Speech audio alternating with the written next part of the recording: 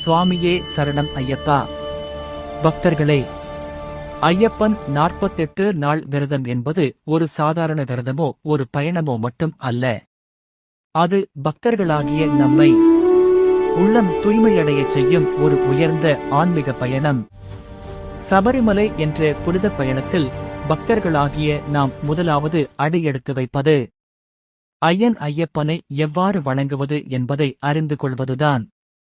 பக்தர்களாகிய நாம் சபரிமலையில் ஐயனின் தரிசனம் காண மாலை அணிந்து விரதம் இருந்து ஐயனை நோக்கி பயணம் செய்யும் தருணத்தில் 48 நாள் சபரிமலை விரதத்தை ஆரம்பிக்கும் முன்பு குருசாமியின் முன்னிலையில் அல்லது ஐயப்பன் சந்நிதியில் துளசி மணி மற்றும் கருப்பு மணி மாலை அணிவது மிகவும் புனிதமான செயல். மாலை என்பது வெறும் மணி மாலைகளின் தொடர் அல்ல. அது ஐயப்பனோடு நம் உயிர் இணையும் புனித அடையாளம். மாலை அணியும் போது உள்ளம் சுத்தமாக இருக்க வேண்டும், மனம் அமைதியாக இருக்க வேண்டும்.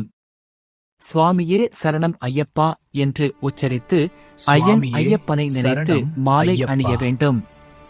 மாலை அணிந்த அந்த நாளிலிருந்து பக்தர்களாகிய நாம் ஒரு புதிய மனிதனாக மாறுகிறோம்.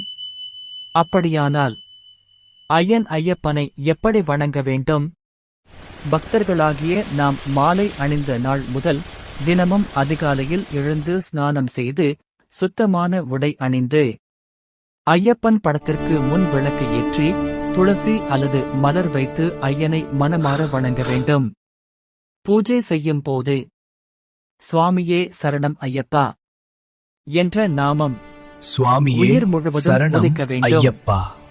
இந்த 48 நாள் விரத நாட்களில் பக்தர்களாகிய நாம் செய்யக்கூடாதவை மிகவும் முக்கியமானவை. எந்த ஒரு சூழ்நிலை வந்தாலும் கோபம் தவிர்க்க வேண்டும். நீ என்ன செய்கிறாய்? பொய் பேசக்கூடாது, பிறரை இழிவுபடுத்தக்கூடாது.